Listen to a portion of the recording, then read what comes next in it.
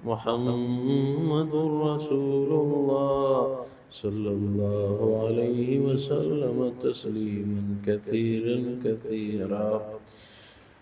مراقب موت سے لمحے آنکھیں بند کر کے ہم سب یہ سوچیں یہ جسم ہمیشہ زندہ نہیں رہے گا، ایک دن موت ضرور و ضرور آئے گی، میرا یہ جسم ساکن ہوگا، میری فوتگی کا اعلان ہوگا، مجھے تخت غسل پہ لٹھایا جائے گا، مجھے استنجا کوئی اور دے گا، مجھے غسل دیا جائے گا، مجھے کفن پہنایا جائے گا، اور پھر دوست احباب رشتہ دار اقربا اپنے کندھوں پر اٹھا کے ہمیشہ ہمیشہ کے لیے مٹی کے گھر کے حوالے کر دیں گے۔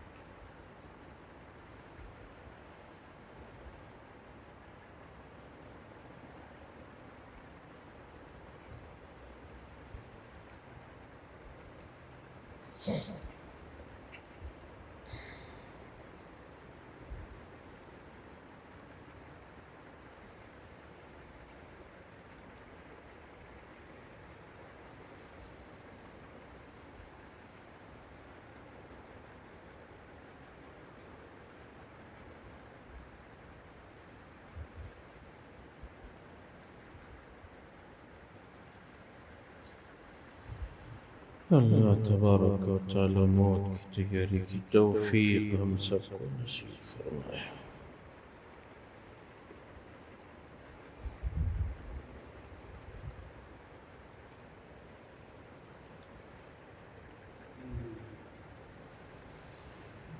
سبحان ربک رب العزت عما یصفون وسلام علی المرسلین والحمد للہ رب العالمین۔ رحمت